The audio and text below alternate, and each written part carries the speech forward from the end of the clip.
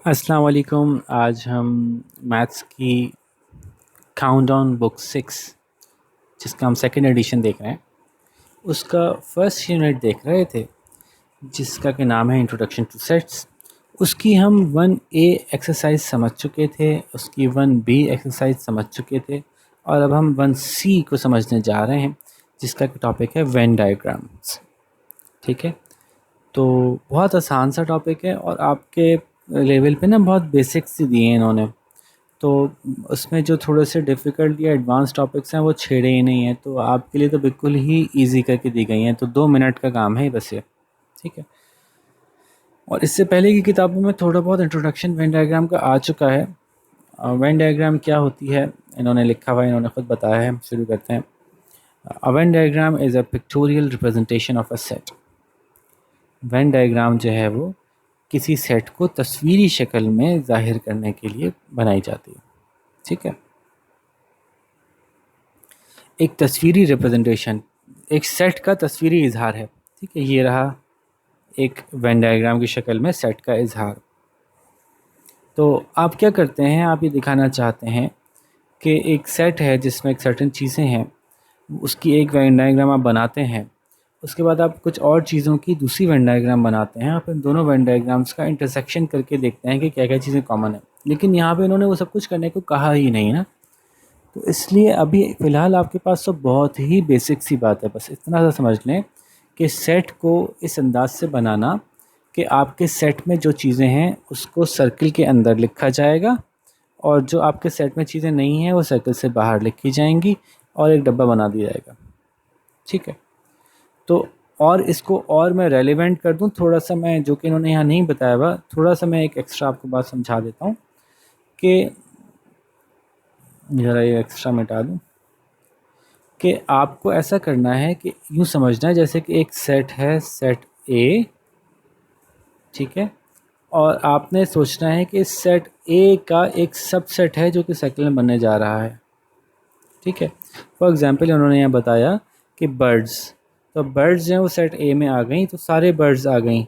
लेकिन साथ में इन्होंने कहा कि एक सबसेट है इन बर्ड्स का, वो जो कि नहीं उड़ सकते, वो इस सर्कल के अंदर अंदर आएंगे जो उड़ नहीं सकते। तो उन्होंने क्या कहा कि एक सेट है ऑल बर्ड्स का जिसमें स्पैरो है, ईगल है, सीगल है, क्रो है, पिजन है, और भी लिख सकते थे। मिसाल के तौर पे 4-5 दे दिए बस। और उसके अंदर इन्होंने एक और सबसेट बनाया जिसमें रिप्रेजेंट हो रहा है कि वो परिंदे जो उड़ नहीं सकते। तो जैसे इन्होंने ईमू, ऑस्ट्रिच, कीवी वगैरह का नाम लिख दिया। थोड़ा सा और आपको और मज़ीद समझ में आएगा जब हम आगे कुछ एग्जाम्पल देखेंगे, लेकिन जल्दी से इसको पढ़ देता हूँ मैं। When diagram is named after John when who created the diagram in 1880। ये जॉन वेन एक साइंटिस्ट है, उन्होंने क्रिएट की थी 1880 में। It is a diagram of for sets, ये सेट्स को रिप्रेजेंट करने के लिए एक डायग्राम बनाई जाती है। Which shows all possible relationship between a certain number of sets in a collection. मुख्तलिफ सेट्स का आपस में रिलेशनशिप बताने के लिए बयान की जाती है, लेकिन आगे एक्सरसाइज में करवाया नहीं है इन्होंने ऐसा। अभी जो इसकी एक्सरसाइज देंगे उसमें आपको रिलेशनशिप बनाने के लिए दो वेन डायग्राम्स को आपस में क्लोज करके कंपेयर करके देखना, ये सब कुछ करवाया नहीं है, सिर्फ बता दिया है कैसा होता है। When diagram is drawn in the front of a circle in the form of a circle, एक शक्ल सर्किल की शक्ल में बनाई जाती है जैसे मैंने बताया। It represents any special group और set of objects with a specific quality. ये बस इस सर्कल के अंदर हम लिखते हैं या डालते हैं उन चीज़ों को जिसके बारे में हमने डिफ़ाइन किया होता है, एक सर्टेन क्वालिटी की चीज़ें कि उनके अंदर। फॉर एग्जांपल ऐसे ने बताया ना कि वो परिंदे जो उड़ नहीं सकते उनको हमने सर्कल के अंदर डाल दिया। या क्वेश्चन ये होता है कि उन परिंदों का सेट बनाइए जो उड़ सकते हैं, तो फिर सर्कल के अंदर हम खाली वो वाले परिंदे डालते हैं। ठीक है, तो all the other objects are thought to be outside the circle. वो जो स्पेसिफिक हमने कैरेक्टरिस्टिक बता दिया वो सर्कल के अंदर आएंगे उससे जैसी चीज़ें, और बाकी सारी सर्कल से बाहर समझी जाएंगी। A Venn diagram for a set of birds that can not fly would look like this, वो मैंने आपको समझा दिया पूरा। ठीक है, and outside the Venn diagram is called the universal set. और वेन डायग्राम के बाहर जो भी सेट कहलाता है वो यूनिवर्सल सेट कहलाता है, जिसको कि यू कहते हैं। अब हम चलते हैं आगे, यानी ये यू कहलाएगा। अच्छा, नेक्स्ट मिसाल लेंगे ना तो आपको थोड़ा सा और क्लियर हो जाएगा, क्योंकि ये थोड़ी सी वेग सी मिसाल है ना, परिंदे जो उड़ नहीं सकते। अभी आपको अच्छा क्लियर होगा। इन्होंने एक सेट सी दिया है जिसको कि इन्होंने यूनिवर्सल सेट कर दिया। इस वक्त हमारे लिए यूनिवर्सल सेट सेट सी है। ठीक है, सेट सी का मतलब क्या हुआ, उसमें वो तमाम एलिमेंट्स आ गए जो कि हम कंसिडर कर सकते हैं। तो उन्होंने क्या क्या एलिमेंट्स दिए हैं, देख लेते हैं सेट सी में क्या क्या एलिमेंट्स हैं। सेट सी में कुछ शहरों के नाम हैं, जैसे कि मुल्तान, पेशावर, कराची, इस्लामाबाद, मियांवाली, मंगोरा, खुजदार, कोहाट, मीरपुर खास, कोयटा, लाहौर, सारे नाम दे दिए इन्होंने, जो भी इन्होंने सेट में दे दिया। अब ये हमारे लिए यूनिवर्सल हो गया। अब आप ये कहेंगे कि एक ऐसा सबसेट बनाओ ऊपर दिए हुए सेट में से जिनका के नाम के से शुरू होता है। तो वो कौन कौन से निकल के आएंगे, देखिए, ये रहा कराची, खुजदार और कोहाट। अब बाकी सबका नाम के से शुरू नहीं होता। तो अब ये जो नया सबसेट बनाएंगे इस सेट सी की मदद से, नया सबसेट जो बनाएंगे वो ऐसे बनाएंगे, देखिए नीचे बनाया इन्होंने, इसका नाम इन्होंने के रख दिया, नहीं, set for the cities of Pakistan that begin with के। अच्छा, ये एक ऐसा सेट है जिसमें उन शहरों के नाम है जो कि के से शुरू होते हैं। तो सर्किल के अंदर हम वो सारे नाम लिखेंगे जो इस शर्त पे पूरे उतरते हैं, और सर्किल के बाहर इस सेट में से वो तमाम चीज़ें लिख देंगे जो इससे पूरी नहीं उतरती। ठीक है, ये उस केस में जबकि यूनिवर्सल सेट गिवन है और उसमें लिमिटेड क्वांटिटी में एलिमेंट्स हैं। तो जो एलिमेंट्स हमारे इस शर्त पे पूरा उतरते हैं उनको सर्किल के अंदर लिखेंगे, जो शर्त पे पूरा नहीं उतरते उनको बाहर लिख दिया। ठीक है, आप देख सकते हैं। एक और सेट बनाया उन्होंने, ऐसे शहरों के नाम जिनका के नाम एम से शुरू होते हैं।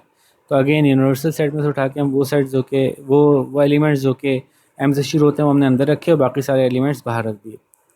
अब अगर ये हमारा यूनिवर्सल सेट बहुत बड़ा होता है और अंदर सिर्फ दो चार चीज़ें आती हैं तो बाहर की सारी चीज़ें इसमें लिखनी पड़ती हैं। नहीं, ये ज़रूरी नहीं है, लेकिन उन्होंने सवाल आपको बहुत आसान से दिए हैं, यही मैं समझा रहा हूँ आपको बार बार कि इस टेंशन में ज़्यादा पढ़ने की ज़रूरत नहीं है। अगर आप सवाल देखेंगे ना तो आपको समझ में आएगा कि हमारी बात पूरी हो गई, बस यहाँ पे इतना ही समझना काफ़ी था आपके लिए। मैं अभी बना के बताता हूँ आपको सवालों को समझा के। तो लेट्स स्टार्ट, देखें कितनी छोटी सी एक्सरसाइज है। Exercise 1C, draw a Venn diagram for the following sets. In sets के लिए वेन डायग्राम बनाइए। अब ज़ाहिर है मैं सारे जवाब तो आपको नहीं बताता, आपको पता है ना। अब एग्जैक्टली एक एक आंसर तो आपको नहीं दूंगा, मैं चाहता हूँ आप कोशिश करें, प्रैक्टिस करें। नहीं हो रहा हो फिर आप दोबारा मुझसे पूछ सकते हैं, लेकिन कोशिश तो खुद करनी है अपनी एक दफ़ा आपने। ठीक है, तो पहला है names of 5 boys starting with A and names of 5 girls starting with S. तो आप क्या करेंगे, एक डब्बा बनाएंगे। सॉरी, जगह ले लूँ ज़रा मैं थोड़ी सी। जी जनाब, ज़रा जगह अब सही है। तो अब आप एक डब्बा बनाएंगे और उस डब्बे के ऊपर लिखेंगे, ऐसे ऐसे एक डब्बा बनाएंगे और डब्बे के ऊपर लिखेंगे names of 5 boys starting with A. ठीक है, उसमें एक सर्कल बनाएंगे, उस सर्कल में 5 ऐसे लड़कों के नाम लिखेंगे जिनका के नाम ए से आता है। ठीक है, और सर्कल के बाहर, क्योंकि अब आपके पास यूनिवर्सल सेट कोई गिवन नहीं है, name of 5 boys of your class होता अगर ये, तो अपनी क्लास के 5 लड़कों का नाम लिखते जो ए से आता और अपनी क्लास के बाकी लड़कों का नाम यहाँ लिख देते, लेकिन ये सवाल में नहीं दिया हुआ। तो इसका मतलब है कि बाकी फिर बहुत सारे लड़कों के नाम यहाँ आ सकते हैं, तो उनमें से कुछ लिख दें, 4 5 6 लिख दें, जितनी जगह आपके पास है ना। ए वाले पे आपने 5 लिखे, जैसे कि आसिम और असलम और आमिर, इस तरह से 5 लिख दिए, और फिर खालिद, करीम, रिजवान, शोएब, ऐसे करके 5 6 नाम आपने बाहर लिख दिए, तो ये आपका ये वाला हो गया। सिमिलरली 5 लड़कियों के नाम के लिए आप दूसरा बनाएंगे। ठीक है, उसके ऊपर ये हेडिंग लिखेंगे, name of 5 girls starting with S. Circle बनाएंगे, सर्कल में 5 लड़कियों के नाम लिखेंगे जो ऐसे शुरू होते हैं, और सर्कल से बाहर कुछ लड़कियों के नाम लिख देंगे जो ऐसे शुरू नहीं होते। बस, इजी। अच्छा जी, इसको क्लीन करते हैं ज़रा। अब देखते हैं, student in your class who live in flats and those who live in houses. तो अब ये आसान हो गया कि इसके अंदर आप डब्बा बनाएंगे, सर्कल के अंदर पहले डब्बे में लिखेंगे, हेडिंग लगाएंगे students in the class who live in flats. दूसरा डब्बा बनाएंगे, बिल्कुल ऐसे ही सर्कल बनाएंगे, ऊपर हेडिंग डालेंगे students in class who live in houses. और उसके बाद जो फ्लैट्स में लिखते रहते होंगे उनके नाम यहाँ लिखेंगे, जो फ्लैट्स में नहीं रहते होंगे उनके नाम यहाँ लिख देंगे, जो हाउसेस में रहते होंगे उनके नाम यहाँ लिखेंगे, जो हाउसेस में नहीं रहते होंगे उनके नाम यहाँ लिख देंगे, बस। ठीक है, animals that eat plant and animals that eat meat, ये भी आसान है, ये दोनों तो हो गए। आप एक अगेन वेन डायग्राम बनाएंगे, वेन डायग्राम के अंदर एक सर्कल बनाएंगे, हेडिंग लगाएंगे एनिमल्स दैट ईट प्लांट, और ऐसे कुछ एनिमल्स के नाम लिख देंगे। अब कितने एनिमल्स के नाम लिखने ये इन्होंने नहीं बताया, तो कुछ के नाम लिख देंगे एनिमल्स दैट ईट प्लांट, और कुछ के ऐसे के नाम बाहर लिख देंगे animals that don't eat plant. Similarly उसी सेट को आप लेके उल्टा यहाँ कर दीजिएगा। तो उसका एक तरीका ये भी हो सकता है कि आप 10 एनिमल्स के नाम लिखें, उसमें से 5 जो हैं वो गोश्तखोर हों, घास खाने वाले हों, 5 जो हैं वो गोश्तखोर हों, और मिला के एक सेट बना दें, इसका नाम यू रख दें। अब इसमें से 5 आपने जब निकाले घासखोर, तो ऑटोमेटिकली जो घासखोर नहीं होंगे वो यहाँ आ जाएंगे 5। फिर 5 इसमें से निकालेंगे गोश्तखोर, अंदर लिखेंगे और हेडिंग में लगा देंगे गोश्त खाने वाले जानवर। तो जो गोश्त खाने वाले नहीं होंगे वो खुद ब खुद बाहर आ जाएंगे 5 जानवर। तो आप ऐसे भी काम कर सकते हैं, ठीक है। तो 4 famous Pakistani people and 4 famous British people, बहुत आसान है ना सवाल, कितना आसान है, लेकिन अगेन इन्होंने इसको लिमिट नहीं किया। तो आप ऐसे ही एक वेन डायग्राम बनाएंगे, उसके अंदर 4 मशहूर पाकिस्तानियों के नाम लिख देंगे और 2-4 गैर मशहूर पाकिस्तानियों के नाम बाहर लिख देंगे। इसी तरह से आप 4 मशहूर ब्रिटिश लोगों के नाम लिखेंगे और 2-4 गैर मशहूर ब्रिटिश लोगों के नाम लिख दीजिएगा। अब आप कहेंगे सर ब्रिटिश लोगों के नाम और पाकिस्तानी लोगों के नाम मशहूर कहाँ से मिलेंगे? भाई आप इंटरनेट से देख लें, आप इतनी तो मेहनत कर लें, बिल्कुल पक्का पकाया हुआ तो नहीं मिलना चाहिए ना, थोड़ी सी मेहनत करनी चाहिए बच्चों को। तो थोड़ा सा सर्च कर लें, कोई भी ब्रिटिश, कोई प्राइम मिनिस्टर ले लें पाकिस्तानी या ब्रिटिश, कोई प्रेसिडेंट ले लें, कोई बड़े खिलाड़ी ले लें, बहुत मशहूर लोग हैं, ठीक है। अब 1 मिनट की सर्च करेंगे, बल्कि आधे मिनट में या कुछ सेकंड में आपके सामने सारे नाम आ जाएंगे। Excuse me. 5 cities in Sindh and 5 cities in Punjab, बहुत आसान है।